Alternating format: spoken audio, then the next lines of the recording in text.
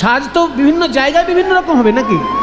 আপনি যখন স্কুল কলেজে যাবেন তখন আপনার সাজের মধ্যে যেন ভদ্রতা থাকে, আর আপনি যখন বিয়ে বাড়িতে যাবেন যতটা খুশি উগ্র সেজে যান, কারণ বিয়ে বাড়ি মানে ঝলমলে ব্যাপার, ছবি তোলার জন্য যাবেন সেখানে, যত পারেন উগ্র সাজুন। কিন্তু যখন আপনি কলেজে যাবেন, যখন আপনি স্কুলে যাবেন, যখন শিক্ষা অর্জনের জন্য যাবেন, ভদ্রভাবে যতটা অল্প সাজ হয় সেটুকুই তো করে সবাই। তাই রাধারানীকে আজকে সাজাচ্ছেন, কি করলেন দেখুন, একটা মালা পরিয়ে দিল আর একটু চন্দনের বিন্দু ভালে দিল, মানে কপালে এক ফোঁটা চন্দন, বেশি উগ্র করে নয়, এক ফোঁটা চন্দন। আবার যেহেতু রাধারানী কুলোবালা, রাজনন্দিনী আবার কুলোবালা, কুলোবালা যেহেতু, ওই জন্য চন্দনের উপরে সিঁদুরটা দিল। আমরা শিখে নিলাম যে সিঁদুর থাকলে চন্দন কোথায় দিতে হয়। যদি কোনো মা জননীর কপালে সিঁদুর থাকে তাহলে সিঁদুরের এতটা সম্মান যে সেই সিঁদুরের উপরে চন্দন দেওয়া যায় না, চন্দন দিতে গেলে সিঁদুরের নিচে দিতে হবে, এটা ওই সিঁদুরের মর্যাদা রক্ষা করার জন্য। তাই চন্দনের ফোঁটা যখনই দিয়েছে তার উপরে দিল সিঁদুরের ফোঁটা, বলি উপরে সিঁদুরের বিন্দু রবি কোলে যেন ইন্দু, উপরে সিঁদুর বিন্দু শোভারে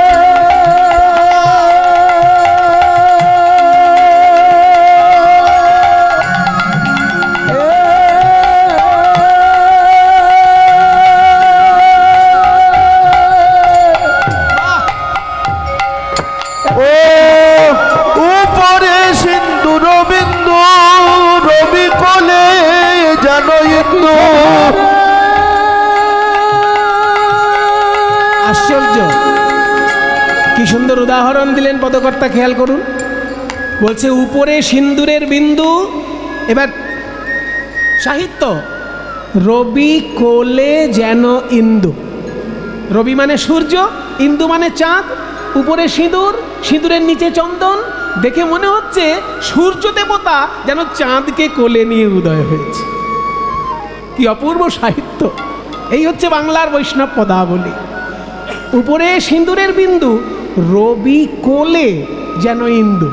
এবার কোলেটা পদাবলী সাহিত্যে করে লেখা হয়, লয়ের পরিবর্তে রয়ে একার দেওয়া হয়, এইটুকু মানেটা কোলেই। উপরে সিঁদুর বিন্দু রবি করে যেন ইন্দু,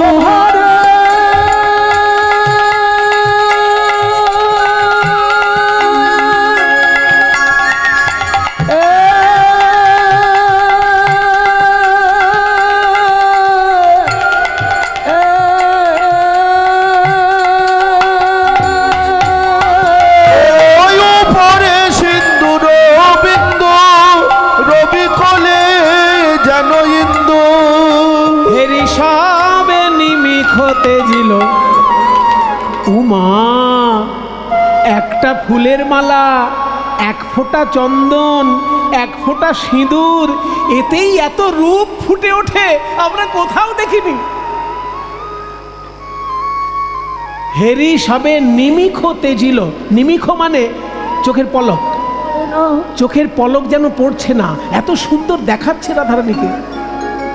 কারো চোখে পলক পড়ে না, কারো চোখে পলক পড়ে না, রাই বদন পানে চেয়ে চোখে পলক পড়ে না, ওই রাই বদন পানে চেয়ে তারাই অপলকে চেয়ে রইল রাই বদন পানে চেয়ে। রাধে ও রাধে রাধে রাধে রাধে রাধে রাধে। তাদের চোখে পলক পড়ে না, অনিমিখে নয়নতে দিল গো, আজ হেরি সবে নিমিখ হ্যাঁ রে, অল্প সাজাবি বলে এত অল্প? একটা মালা, এক ফোঁটা চন্দন আর এক ফোঁটা সিঁদুর, আমি রাজার মেয়ে না, দুই একটা গয়না দিবি না আমাকে, নাহলে আমার বাবার সম্মানটা থাকবে কি করে? ও মা, এই বলছিলিস বেশি সাজবি না? হ্যাঁ, আমার জন্য সাজবো না, আমার বাবার তো একটা সম্মান আছে। তা তো ঠিক, তুই বৃষভানু রাজার মেয়ে, তাহলে কয়েকটা গয়না পরিয়ে দিই তোকে। রাইধনি আমার ভূষণ পরে, যাতে মনোহরের মনোহরে, আই ধনী আমার ভূষণ পরে, যাতে মনোহরের মনোহরে, মনোহরের মনোহরে ধৈর্য ধরিবে কি বায়ানে গো, ধৈর্য ধরিবে কি আনে গো, ধৈর্য ধরিবে কে বায়ানে। সারা বিশ্ববাসীর মন ভুলে যায় গোবিন্দের মুখের দিকে তাকালে, আর সেই গোবিন্দের মন ভুলে যায় আমার রাধারানীর মুখের দিকে তাকালে, তাহলে অন্য লোকের ধৈর্য কি করে ধরবে? ধৈর্য ধরিবে কি বা আনে। এত সুন্দর পদ যিনি লিখেছেন তার উদ্দেশ্যে সবাই একবার প্রণাম করুন।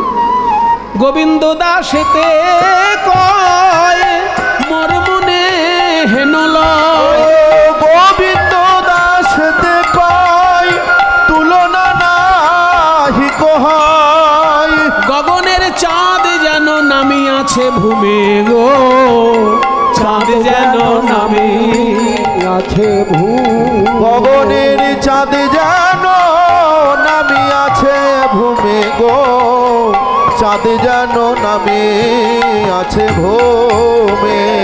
রাধা রানীর এই অঙ্গ শোভা দেখে আমার মনে হয় যেন রাজকন্যা নয়, যেন আকাশের চাঁদ নেমে এসেছে।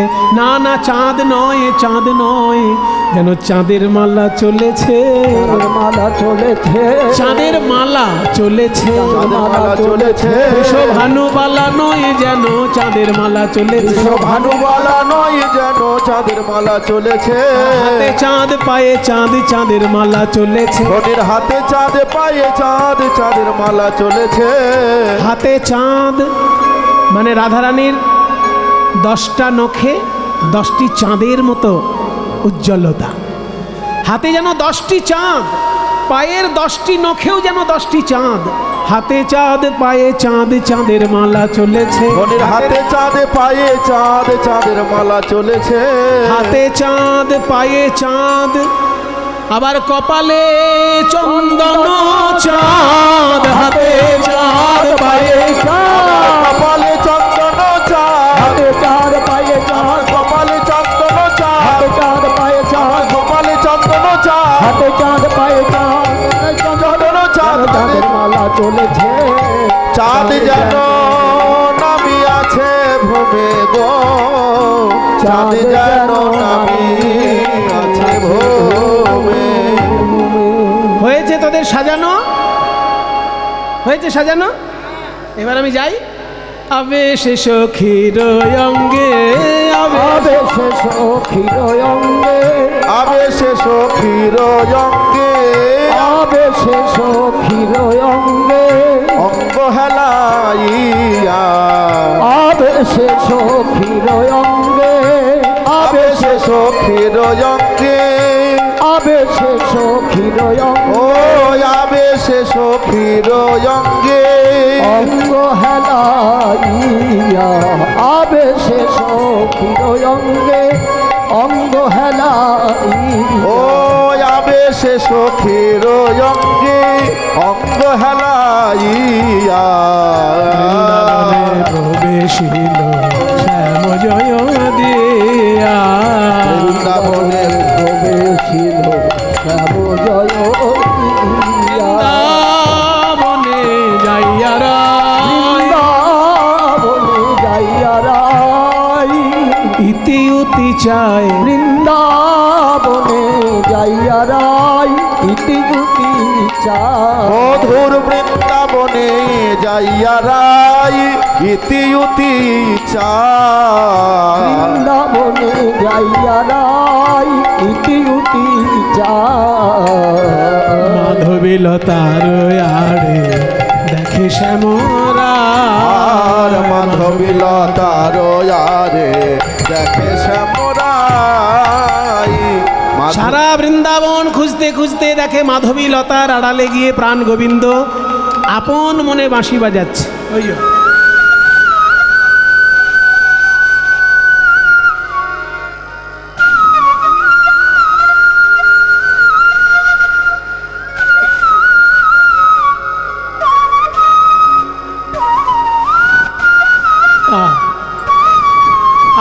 বাঁশি বাজাচ্ছে গো, আমি যে এসেছি সেটা বুঝতে পারছে না, কিন্তু আমি কি করে জানাবো বধূ আমি এসেছি? মন দিয়ে বাঁশি বাজাচ্ছে, ওকে তো বিরক্ত করা যাবে না।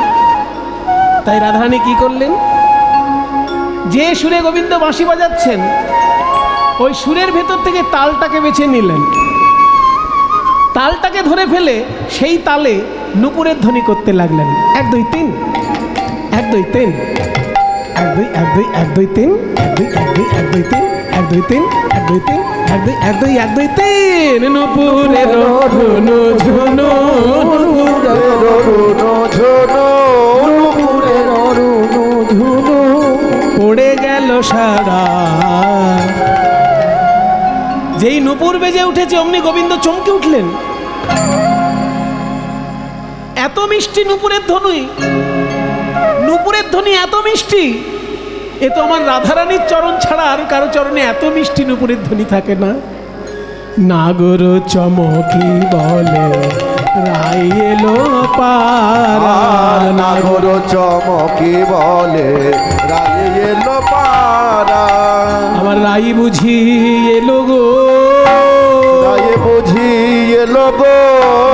এমন নুপুর ধ্বনি কে বাজানে, এমন নুপুর ধ্বনি কে বাজানে, আমার বাঁশির সুরে তাল মিলায়ে নুপুর ধ্বনি কে বাজানে, আমার বাঁশির সুরে তাল মিলায়ে নুপুর ধ্বনি কে বাজানে, আমার রাই বুঝি এলো গো। নুপুরের রুনু ঝুনু পড়ে গেল সারা, আর নুপুরের রুনু ঝুনু পড়ে গেল সারা। নাগর চমকি বলে রাই এলো পারা, আর নাগর চমকি বলে রাই এলো পারা। এসো রাধে এসো, বলো আমি তোমার কি সেবা করতে পারি। কি অপূর্ব দৃশ্য দেখুন, বাঁশির সুরের টানে রাধারানী গোবিন্দের সামনে এসেছেন, আর গোবিন্দ কি করলেন,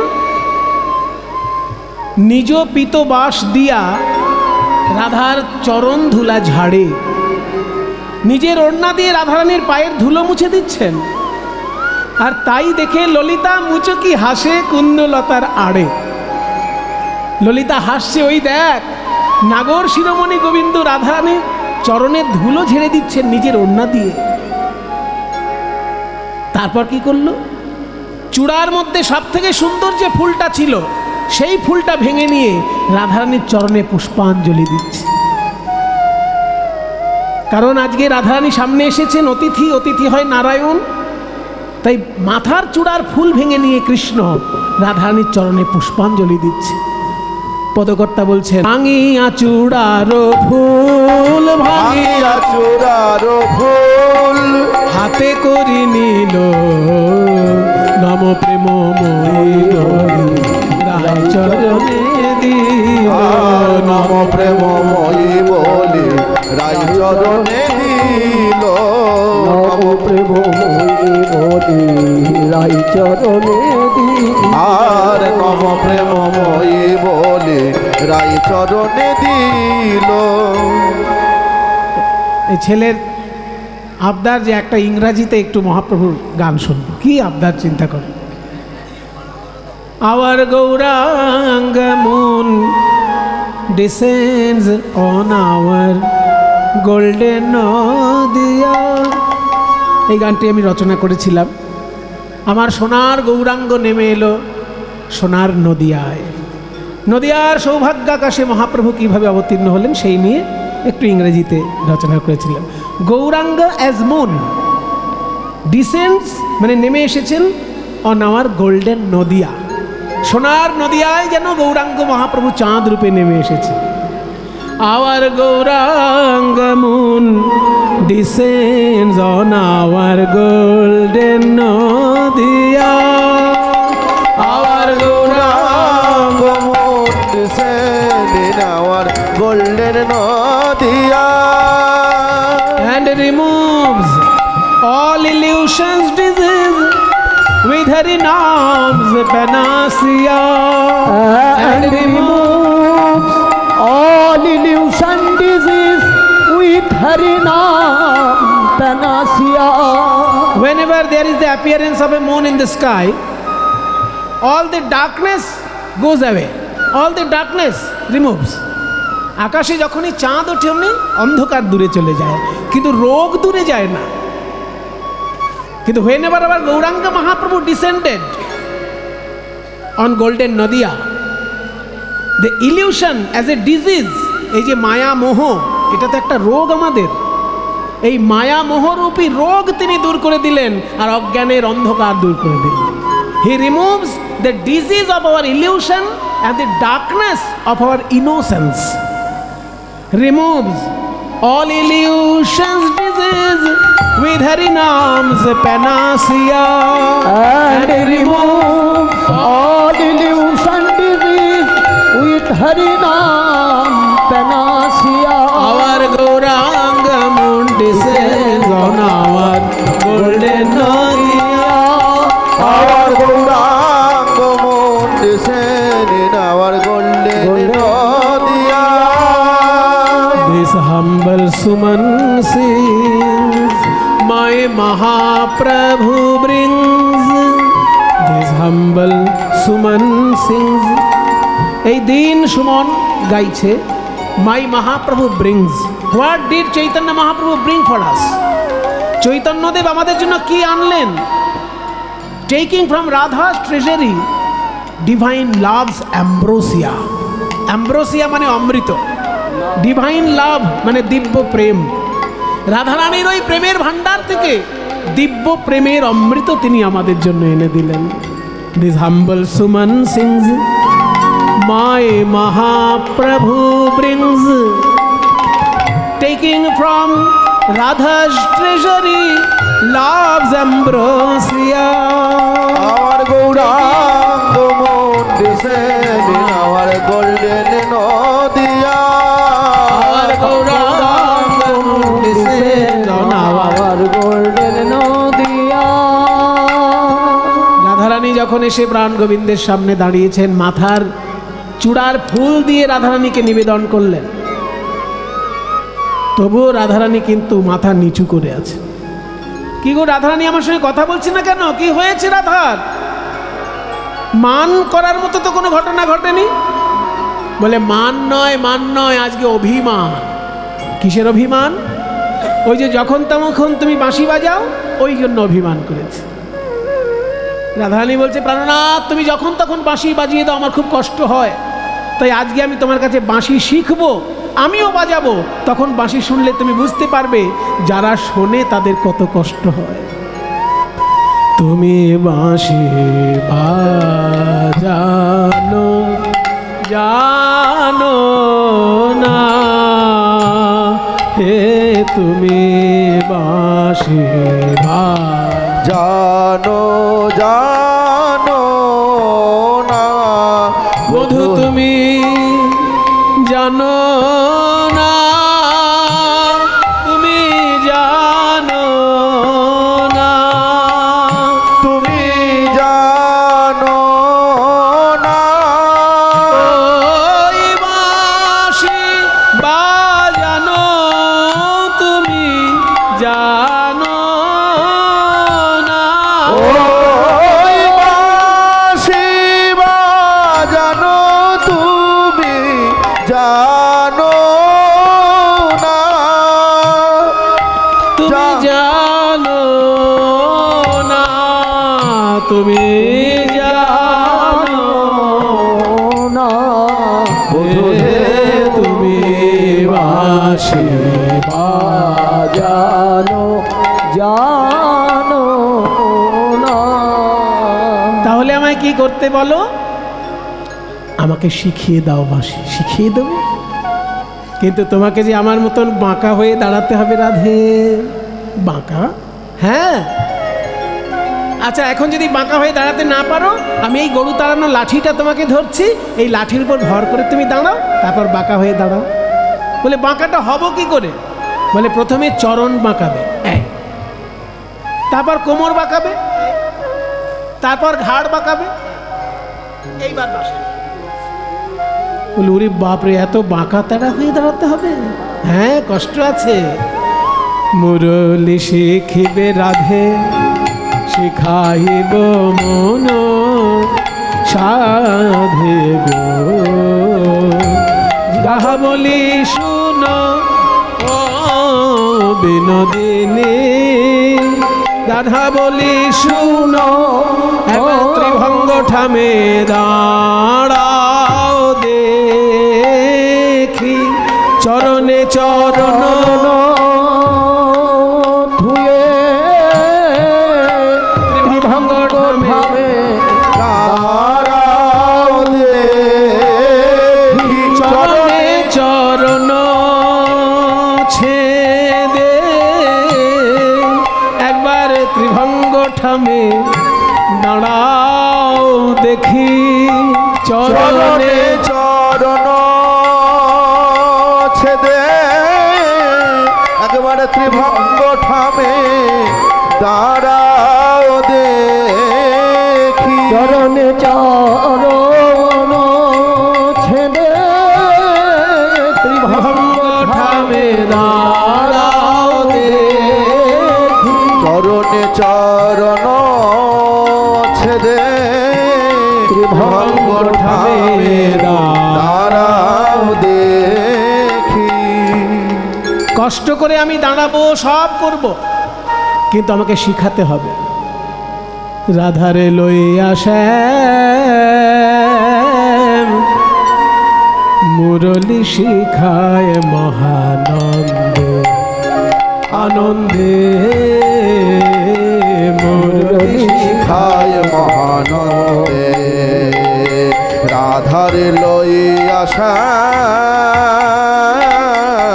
মুরলি শিখায় মহানন্দে আনন্দে। মায়েরা জেনে রাখো, একটু বাঁশি নিয়ে তত্ত্ব বলে নি। শ্রীকৃষ্ণের হাতে যে বাঁশি, সেই বাঁশি থাকে 3 রকমের। একটা ছোট বাঁশি, একটা বড় বাঁশি, আর একটা মাঝারি। ছোটটা কত ছোট তার মাপ আছে।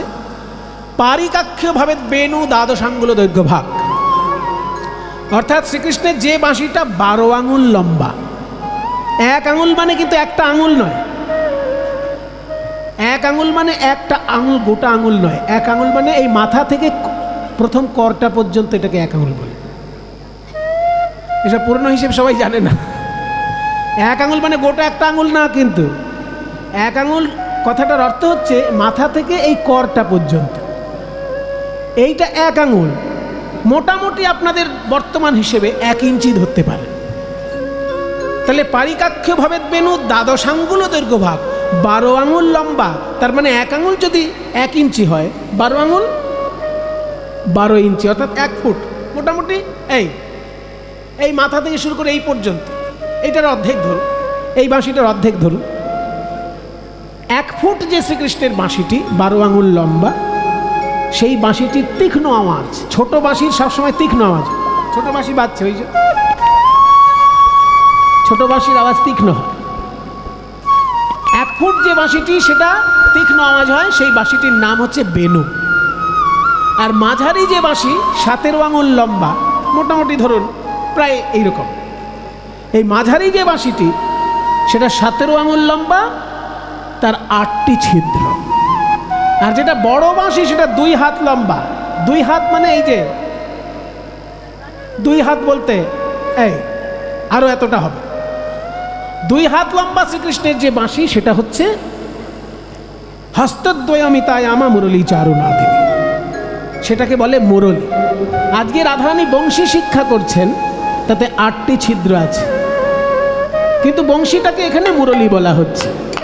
মুরলী শিখায় মহানন্দে, রাধারে লইয়া শ্যাম মুরলী শিখায় মহানন্দে।